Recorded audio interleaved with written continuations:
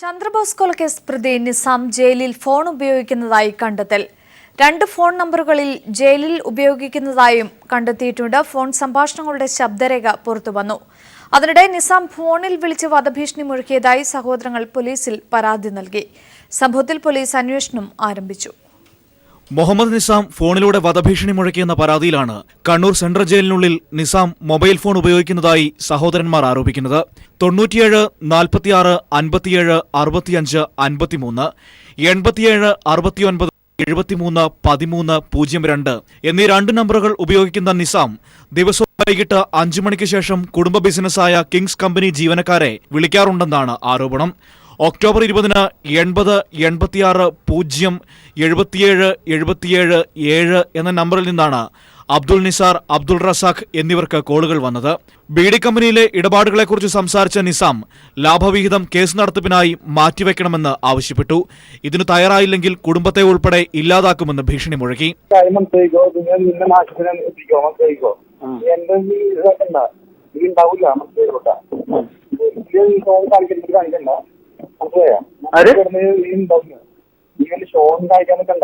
എന്ത് ഷോ കാണിക്കുന്ന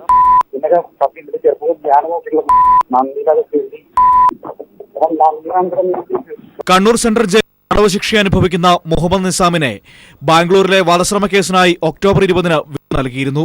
ഈ ദിവസമാണ് നിസാം സഹോദരന്മാരെ വിളിച്ച് ഭീഷണി മുഴക്കിയത്. നിസാമിന്റെ സുഹൃത്ത് ചിമ്പൂട്ടൻ എന്ന് വിളിക്കുന്ന ഷിബിന്റെ നമ്പറിൽ നിന്നാണ് ബാംഗ്ലൂരിൽ നിന്ന് കോൾ വന്നത്. കോളിന്റെ ശബ്ദരേഖകളും സഹോദരന്മാർ പരാതിക്കൊപ്പം പോലീസിന് നൽകി. കമ്പനി മാനേജർ രതീഷിന്റെ സഹായത്തോടെ തടവിലിരിക്കുന്ന മുഹമ്മദ് നിസാം ഫോണിലൂടെ ബിസിനസ് നിയന്ത്രിച്ചതായാണ് ആരോപണം.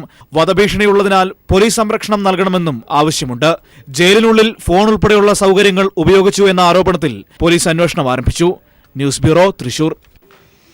അതേസമയം നിസാം ജയിലിൽ ഫോൺ ഉപയോഗിച്ചിട്ടില്ല എന്ന് ജയിൽ DIG വ്യക്തമാക്കിയിരിക്കുന്നു. ബാംഗ്ലൂരിൽ കേസന്വേഷണത്തിന്റെ ഭാഗമായി കൊണ്ടുപോയിരുന്നു. അപ്പോഴാകാം ഒരുപക്ഷെ ഫോൺ ഉപയോഗിച്ചതെന്നും DIG പറഞ്ഞിരിക്കുന്നു. വിവരങ്ങളുമായി ജോഷില ചേരുകയാണ്. ജോഷില, ഫോൺ സംഭാഷണം ഉള്ളവ നമ്മൾ പുറത്തുവിട്ടതാണ്. അതിനിടയിലാണ് ഇപ്പോൾ DIG അദ്ദേഹം വിശദീകരണവുമായി രംഗത്ത് വന്നിരിക്കുന്നത്. എന്താണ് അദ്ദേഹം പറയുന്നത്? മറ്റു വിവരങ്ങൾ കൂടി. അഞ്ചു, ജയിലിനകത്ത് നിന്നും ആരെയും നിസാം ഫോൺ ചെയ്തിട്ടില്ലെന്നാണ് ജയിൽ DIG ഇപ്പോൾ വ്യക്തമാക്കിയിരിക്കുന്നത്. അദ്ദേഹം ഏകദേശം 3 മണിയോടുകൂടി ജയിലിനകത്ത് സന്ദർശനം നടത്തിയിരുന്നു. ജയിലിനകത്ത് വെച്ച് അൺഓതറൈസ്ഡ് ഫോൺ കോളുകൾ ഒന്നും തന്നെ ഉണ്ടായിട്ടില്ലെന്നും അദ്ദേഹം വ്യക്തമാക്കി. മാത്രമല്ല, ബാംഗ്ലൂർ കോടതിയിലേക്ക് കൊണ്ടുപോകുന്ന വൈകുന്നേരം ബസ്സിൽ വെച്ച് നിസാം സഹോദരങ്ങളെയോ ബന്ധുക്കളെയോ വിളിച്ചിരുന്നു എന്ന് സമ്മതിച്ചിട്ടുണ്ടെന്നും അദ്ദേഹം പറയുകയുണ്ടായി. അത് പോലീസിന് കൈമാറിയ ശേഷമാണ് അത്തരത്തിലൊരു സംഭാഷണം ഉണ്ടായിട്ടുണ്ടാവുക എന്ന് പറയുന്നു. ആ പുറത്തുവിട്ട ഫോൺ കോളിൽ ഒരു ഫോൺ കോളിൽ മാത്രമാണ് തന്റെ ശബ്ദമുള്ളതെന്നും നിസാം സമ്മതിച്ചതായും അദ്ദേഹം പറയുന്നുണ്ട്. എന്നാൽ മറ്റുള്ളവ ആരുടെയോ ഫോൺ കോളുകളാണ്, താൻ ചെയ്ത ഫോൺ കോളുകളല്ലെന്നും നിസാം പറഞ്ഞതായി ജയിൽ DIG വ്യക്തമാക്കിയിട്ടുണ്ട്. എന്തായാലും ജയിലിനകത്ത് അൺഓതറൈസ്ഡ് ആയി മറ്റൊരു സംഭവങ്ങളും നടന്നിട്ടില്ലെന്ന് വ്യക്തമായിട്ടുണ്ടെന്ന് അദ്ദേഹം മാധ്യമങ്ങളോട് അല്പസമയം മുമ്പ് വ്യക്തമാക്കുകയുണ്ടായി. ജോഷില, എന്തായാലും ജയിലിനകത്ത് ഫോൺ ഉപയോഗിച്ചിട്ടില്ല എങ്കിൽ കൂടി ബാംഗ്ലൂരിലേക്ക് കൊണ്ടുപോകും വഴിയാണെങ്കിൽ കൂടി പോലീസിന്റെ ഭാഗത്തു നിന്ന് വ്യക്തമായ സഹായം നിസാമിന് ലഭിച്ചിട്ടുണ്ട് എന്ന കാര്യം വ്യക്തമല്ലേ? ജയിലിനകത്ത് നിന്നും ആരെയും അൺഓതറൈസ്ഡായി ഫോൺ ചെയ്തിട്ടില്ല എന്ന് അദ്ദേഹം വ്യക്തമാക്കിയിട്ടുണ്ടെങ്കിലും പോലീസ് കൊണ്ടുപോകുന്ന സമയത്ത് ബാംഗ്ലൂരിലേക്ക് കോടതിയിലേക്ക് കൊണ്ടുപോകുന്ന സമയം ഫോൺ ചെയ്തതായി നിസാം സമ്മതിച്ചതായാണ് ജയിൽ DIG വ്യക്തമാക്കിയിട്ടുള്ളത്. അത് ഒരു ഫോൺ കോൾ മാത്രമാണ് എന്നുള്ള രീതിയിലും അദ്ദേഹം കാര്യങ്ങൾ വ്യക്തമാക്കുകയുണ്ടായി. എന്നാൽ ഇത് തങ്ങളുടെ ഉത്തരവാദിത്തത്തിൽ പെടുന്നതല്ല എന്നുള്ള രീതിയിലാണ് അദ്ദേഹം മാധ്യമങ്ങളോട് സംസാരിച്ചത്. പോലീസിന്റെ കയ്യിലായിരുന്നു ആ സമയത്തെല്ലാം. 20-ാം തീയതിയാണ് അദ്ദേഹം നിസാമിനെ ഇവിടെ നിന്നും കണ്ണൂർ സെൻട്രൽ ജയിലിൽ നിന്നും ബാംഗ്ലൂരിലേക്ക് കൊണ്ടുപോയത്. ഏകദേശം ഇന്നലെ രാത്രിയോടുകൂടിയാണ് നിസാം ഇവിടെ എത്തിയിട്ടുള്ളത്. ഇതിനിടയിൽ ചിലപ്പോൾ ഫോൺ കോളുകൾ ഉണ്ടായിട്ടുണ്ടാവാം. എന്നാൽ അത് ജയിൽ അധികൃതരുമായി ബന്ധമില്ല എന്നുള്ള രീതിയിലാണ് DIG മാധ്യമങ്ങളോട് ഇന്ന് സംസാരിച്ചത്. ജോഷില, അങ്ങനെയെങ്കിൽ ഉത്തരവാദിത്തം തങ്ങൾക്കല്ല എന്നുള്ള രീതിയിൽ കൈമലർത്തുന്ന ഒരു സ്വഭാവം അതാണോ ഉണ്ടായത്? തീർച്ചയായും ജയിൽ അധികൃതരുടെ ഭാഗത്ത് നിന്ന് വീഴ്ച പറ്റിയിട്ടില്ല എന്നുള്ള രീതിയിൽ തന്നെയാണ് ജയിൽ DIG ഇപ്പോൾ കാര്യങ്ങൾ വ്യക്തമാക്കിയിട്ടുള്ളത്. ഒരു തരത്തിലും ജയിൽ അധികൃതരുടെ ഭാഗത്ത് ജയിലിനകത്ത് നിന്നും ഒരു പ്രശ്നങ്ങളും ഉണ്ടായിട്ടില്ല. നിസാമിന് മറ്റ് സൗകര്യങ്ങളൊന്നും തന്നെ ജയിൽ അധികൃതരുടെ ഭാഗത്ത് നിന്ന് ചെയ്തു കൊടുത്തിട്ടില്ല എന്ന് തന്നെയാണ് ജയിൽ DIG വ്യക്തമാക്കിയിട്ടുള്ളത്. മറ്റുള്ളവ പോലീസിന്റെ കാര്യമാണ്, പോലീസിൽ മാത്രമേ അതറിയാൻ കഴിയൂ എന്നുള്ള രീതിയിലാണ് കൈമലർത്തുന്ന ഒരു അവസ്ഥ തന്നെയാണ് ജയിൽ DIGയുടെ ഭാഗത്തു നിന്നും ഉണ്ടായിട്ടുള്ളത്. എന്നാൽ പോലും ജയിലിനകത്ത് യാതൊരു തരത്തിലുള്ള അൺഓതറൈസ്ഡ് ആയിട്ടുള്ള ഒരു ഫോൺ കോളുകളും ഇതുവരെ നടന്നിട്ടില്ല, നിസാമിന് അത് അനുവദിച്ചു കൊടുത്തിട്ടില്ല എന്ന് തന്നെയാണ് ജയിൽ DIG വ്യക്തമാക്കിയിട്ടുള്ളത്. യെസ്, വ്യക്തമാണ്. നിസാം ജയിലിൽ ഫോൺ ഉപയോഗിച്ചിട്ടില്ല എന്ന് ജയിൽ DIG വ്യക്തമാക്കിയിരിക്കുന്നു. ഒരുപക്ഷെ ബാംഗ്ലൂരിലേക്ക് കേസന്വേഷണത്തിനായി കൊണ്ടുപോകുന്ന ഒരു സാഹചര്യത്തിലാകാം ഫോൺ ഉപയോഗിച്ചതെന്നും അദ്ദേഹം പറയുകയുണ്ടായി. വിവരങ്ങളാണ് ജോഷില നൽകിയത്. ചന്ദ്രബോസ് വധക്കേസ് പ്രതി മുഹമ്മദ് നിസാമിന്റെ ജയിലിലെ ഫോൺ വിളിയിൽ മുഖ്യമന്ത്രി പിണറായി വിജയൻ റിപ്പോർട്ട് തേടി. ജയിൽ DGP അനികാന്തിനോടാണ് റിപ്പോർട്ട് തേടിയത്. ശിക്ഷ അനുഭവിക്കുന്ന കുറ്റവാളിക്ക് കണ്ണൂർ സെൻട്രൽ ജയിലിൽ അനർഹമായ സൗകര്യങ്ങളും പരിഗണനയും കിട്ടിയോ എന്നത് പരിശോധിക്കാൻ നിർദ്ദേശിച്ചു. അടിയന്തരമായി ഇടപെട്ട് നടപടിയെടുക്കണമെന്നും മുഖ്യമന്ത്രി ജയിൽ മേധാവിയോട് ആവശ്യപ്പെട്ടു. ബാർക്കോഴ ആരോപണത്തിൽ ബിജു രമേശിനെതിരായ മാനനഷ്ട കേസിൽ തുക കുറച്ച് KM മാണി. 10 കോടി നഷ്ടപരിഹാര തുക ആവശ്യപ്പെട്ട് നേരത്തെ ഹർജി നൽകിയിരുന്നു. നഷ്ടപരിഹാര തുക 20 ലക്ഷം മതിയെന്ന് പുതിയ ഹർജിയിലൂടെ കോടതിയെ അറിയിച്ചു. മാണിയുടെ ഒളിച്ചോട്ടത്തോടെ ആരോപണങ്ങൾ തെളിയിക്കപ്പെട്ടെന്ന് ബിജു രമേശ് പ്രതികരിച്ചു. ബാർക്കോഴ ആരോപണം ഉന്നയിച്ച ബിജു രമേശിനെതിരെ തിരുവനന്തപുരം സബ് കോടതിയിൽ നൽകിയ മാനനഷ്ട കേസിൽ നിന്നാണ് മാണിയുടെ പിന്മാറ്റം. 10 കോടി രൂപ നഷ്ടപരിഹാരം ആവശ്യപ്പെട്ടായിരുന്നു കേസ്. 10 കോടി വേണ്ട, 20 ലക്ഷം നഷ്ടപരിഹാരം മതിയെന്ന് കാണിച്ചാണ് പുതിയ ഹർജി. കോടതി ചെലവായ 15 ലക്ഷം രൂപ അടയ്ക്കേണ്ട ഘട്ടത്തിലാണ് മാണിയുടെ പിന്മാറ്റം. KM മാണിയുടെ ഒളിച്ചോട്ടത്തോടെ ആരോപണങ്ങൾ ശരിവെക്കപ്പെട്ടതായി ബിജു രമേശ് പീപ്പിളിനോട് പറഞ്ഞു. അവരുടെ ഭരണം കംപ്ലീറ്റ് ഇരിക്കുകയായിരുന്നു. അപ്പൊ 10 കോടി രൂപ കൂടി എന്റെ നിന്ന് ഈടാക്കാം, കേസ് അട്ടിമറിച്ചുകൊണ്ട് ഈടാക്കാമെന്നാണ് വാണി സാർ ധരിച്ചത്. പക്ഷെ ഇപ്പൊ സത്യം പുറത്തു വരുമെന്നായപ്പോ തന്നെ ഇപ്പൊ സമനില തെറ്റിപ്പോയി. കാര്യങ്ങൾ വസ്തുതകൾ പുറത്തു വരും. അങ്ങനെ വരുമ്പോൾ കള്ളം കളിയും എന്നുള്ള ഉറപ്പായപ്പോഴത്തേക്കാണ് 10 കോടി രൂപ ആവശ്യപ്പെടുന്ന മാണി സാർ 20 ലക്ഷം രൂപയിലേക്ക് ചുരുങ്ങിയത്. അതേസമയം മാണിക്കെതിരായ അന്വേഷണ പുരോഗതിയിൽ വിജിലൻസ് തൽസ്ഥിതി റിപ്പോർട്ട് കോടതിക്ക് കൈമാറി. 7 സാക്ഷിമൊഴികളും 28 രേഖകളും പരിശോധിച്ചു. പ്രാഥമികമായി ആരോപണത്തിൽ തെളിവുണ്ടെന്നും വിജിലൻസ് കോടതിയിൽ നൽകിയ റിപ്പോർട്ടിൽ പറയുന്നു. ശാസ്ത്രീയ പരിശോധനകൾക്ക് കൂടുതൽ സമയം വേണമെന്ന വിജിലൻസിന്റെ ആവശ്യം കോടതി അംഗീകരിച്ചു. MR Sajesh, news bureau, Thiruvananthapuram. തന്റെ ഔദ്യോഗിക ഫോണും ഇമെയിലും ചോർത്തിയതായി വിജിലൻസ് ഡയറക്ടർ ജേക്കബ് തോമസ്. അന്വേഷണം ആവശ്യപ്പെട്ട് DGP ലോക്നാഥ് ബെഹ്റയ്ക്ക് ജേക്കബ് തോമസ് കത്ത് നൽകി. സംസ്ഥാനത്ത് നിലവിലുള്ള ചട്ടത്തെ ദുരുപയോഗം ചെയ്യുന്നതായും വിജിലൻസ് ഡയറക്ടർ കത്തിൽ ഉന്നയിക്കുന്നു. തന്റെ ഔദ്യോഗിക ഫോണും ഇമെയിലും ചോർത്തിയതായി ആരോപിച്ചാണ് vigilance director Jacob Thomas DGP Loknath ബെഹ്റയ്ക്ക് പരാതി നൽകിയത്. കഴിഞ്ഞ ദിവസമാണ് കത്ത് DGPക്ക് കൈമാറിയത്. ഇമെയിൽ ഹാക്ക് ചെയ്തതായി സംശയമുള്ളതായും മൊബൈൽ ഫോൺ അടക്കമുള്ളവ ചോർത്തിയതായുമാണ് കത്തിൽ ജേക്കബ് തോമസ് ഉന്നയിക്കുന്നത്. കേരളത്തിൽ നിലവിലുള്ള ചട്ടമനുസരിച്ച് DGPയുടെ അനുമതിയോടെ IG തലത്തിലുള്ള ഉദ്യോഗസ്ഥന് ഒരാഴ്ച വരെ ആരുടെയും ഫോൺ ചോർത്തുന്നതിന് അനുമതിയുണ്ട്. ഈ ചട്ടത്തെ ദുരുപയോഗം ചെയ്യുന്നതായും ഇത് പിൻവലിക്കണമെന്നും ജേക്കബ് തോമസ് പരാതിയിൽ ആവശ്യപ്പെടുന്നു. രാഷ്ട്രീയ ഉദ്യോഗസ്ഥ തലത്തിലെ ഉന്നതരുമായി ബന്ധപ്പെട്ട കേസുകൾ അന്വേഷിക്കുന്ന സാഹചര്യത്തിൽ ചോർത്തലിനെ ഗൗരവമായി കാണണമെന്നും ജേക്കബ് തോമസ് അഭ്യർത്ഥിക്കുന്നു. News bureau, Thiruvananthapuram. ആഭ്യന്തരമന്ത്രി അറിയാതെ ഫോൺ ചോർത്താൻ കഴിയില്ലെന്ന് പ്രതിപക്ഷ നേതാവ് രമേശ് ചെന്നിത്തല. മുൻ ആഭ്യന്തരമന്ത്രിയായിരുന്ന തനിക്ക് ഫോൺ ചോർത്തൽ എങ്ങനെയെന്ന് വ്യക്തമായി അറിയാമെന്നും ചെന്നിത്തല പറഞ്ഞു. ഇല്ല, അങ്ങനെ കേരളത്തിൽ ഞാൻ ആഭ്യന്തര വകുപ്പിൻ്റെ ചുമതലയുള്ള ഒരു മന്ത്രി കൂടിയായിരുന്നല്ലോ. എനിക്കറിയാം ഇങ്ങനെ ഫോൺ ചോർത്താൻ കഴിയുമെന്നുള്ളത്.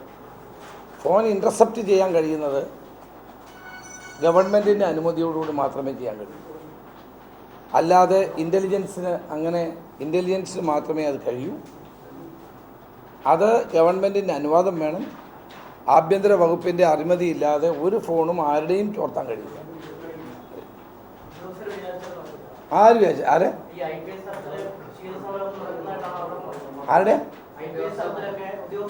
ചെയ്യാൻ കഴിയില്ല. ആഭ്യന്തര വകുപ്പിൻ്റെ അല്ലെങ്കിൽ ഇൻ്റലിജൻസ് ADGP ആയിരിക്കണം. അത് അങ്ങനെയൊന്നും ചെയ്യാൻ പറ്റില്ല. വെറുതെ ആളുകളുടെ ഫോണൊന്നും ചോർത്താൻ കഴിയില്ല. ചിലർക്ക് അറിയാൻ വയ്യാതെ പറയുന്നതാണ് എൻ്റെ ഫോൺ ചോർത്തുന്നതൊക്കെ ഓരോരുത്തർ വിളിച്ചു പറയുമല്ലോ. അങ്ങനെ ചെയ്യാൻ കഴിയില്ല. കാരണം അങ്ങനെ ചെയ്യുന്നതിന് ചില വ്യവസ്ഥാപിതമായ നടപടികളുണ്ട്. അതല്ലാതെ ആരുടെയും ഫോൺ അങ്ങനെ ചോർത്താനൊന്നും കഴിയില്ല. നമ്മുടെ വലിയ കുറ്റകരമായ കാര്യമാണ്. അത് വേറെ, അത് ഹാക്ക് ചെയ്യുന്നത് അത് വേറൊരു രീതിയാണ്. ഫേസ്ബുക്ക് ഹാക്ക് ചെയ്യുക എന്നൊക്കെ പറയും. ഒരു പൗരൻ്റെ ഫോൺ ചോർത്തുക എന്ന് പറയുന്നത് വളരെ ഗൗരവമുള്ള ഒരു കാര്യമാണ്. അതിന് ചില നടപടിക്രമങ്ങളുണ്ട്. ആഭ്യന്തര വകുപ്പ് സെക്രട്ടറിയുടെ അനുമതിയോടുകൂടി മാത്രമേ ചില കേസുകളിൽ വേണ്ടി വരും. ഇപ്പോൾ രാജ്യദ്രോഹം, തീവ്രവാദം, ചില തന്ത്രപ്രധാനമായ കേസുകൾ എന്നിവയ്ക്ക് മാത്രമേ അങ്ങനെ ചെയ്യാൻ കഴിയുള്ളൂ. അതും അനുമതി വേണം. ആഭ്യന്തര വകുപ്പ് സെക്രട്ടറിയുടെ അനുമതിയോടുകൂടി മാത്രമേ ചോർത്താൻ കഴിയുള്ളൂ, അല്ലാതെ ചോർത്താൻ കഴിയില്ല. അതിന് പ്രത്യേക രീതികളുണ്ട്. ആരുടെയൊക്കെ ചോർത്തണം ഇൻ്റർസെപ്റ്റ് ചെയ്യണമെന്നുള്ളതിന് ഞാൻ പറഞ്ഞല്ലോ, ഭീകരവാദം, തീവ്രവാദം, രാജ്യദ്രോഹ പ്രവർത്തനങ്ങൾ നടത്തുക. പിന്നെ അത്രയും തന്ത്രപ്രധാനമായ വിവരങ്ങൾ ഗവൺമെൻറ്റിന് ആവശ്യമാണ് എന്ന് വന്നാൽ മാത്രമേ അങ്ങനെ ചെയ്യാറുള്ളൂ. സാധാരണഗതിയിൽ അങ്ങനെ ആരുടെയും അങ്ങനെ ചെയ്യാറില്ല, ചെയ്യാൻ പാടില്ല, ചെയ്യാൻ പറ്റില്ല. ഫാക്ട് ഡെപ്യൂട്ടി ജനറൽ മാനേജറുടെ വീട്ടിൽ CBI നടത്തിയ റെയ്ഡിൽ പുള്ളിമാൻതോൽ കണ്ടെത്തി. DGM ശ്രീനാഥ് കമ്മത്തിന്റെ കൊച്ചിയിലെ ഫ്ളാറ്റിൽ നിന്നാണ് മാൻതോൽ കണ്ടെടുത്തത്. മാൻതോൽ CBI വനം വകുപ്പിന് കൈമാറി. DGM ശ്രീനാഥ് കമ്മത്തിനെതിരെ വനം വകുപ്പ് കേസെടുത്തു. ശ്രീനാഥിന് വൻ നിക്ഷേപമുള്ളതായും CBI കണ്ടെത്തി. ഉന്നത ഉദ്യോഗസ്ഥരുടെ വീടുകളിലും ഓഫീസിലും CBI റെയ്ഡ് നടത്തിയിരുന്നു. ഇതിന്റെ ഭാഗമായി ഡെപ്യൂട്ടി ജനറൽ മാനേജർ ശ്രീനാഥ് കമ്മത്തിന്റെ ഫ്ളാറ്റിൽ നടത്തിയ പരിശോധനയിലാണ് പുള്ളിമാൻതോൽ കണ്ടെത്തിയത്. ഉടൻ തന്നെ CBI വനം വകുപ്പ് ഉദ്യോഗസ്ഥരെ വിവരമറിയിച്ചു. കോടനാട് റേഞ്ച് ഓഫീസർ ഫ്ളാറ്റിലെത്തി പുള്ളിമാൻതോൽ സീൽ ചെയ്ത് കൊണ്ടുപോവുകയായിരുന്നു.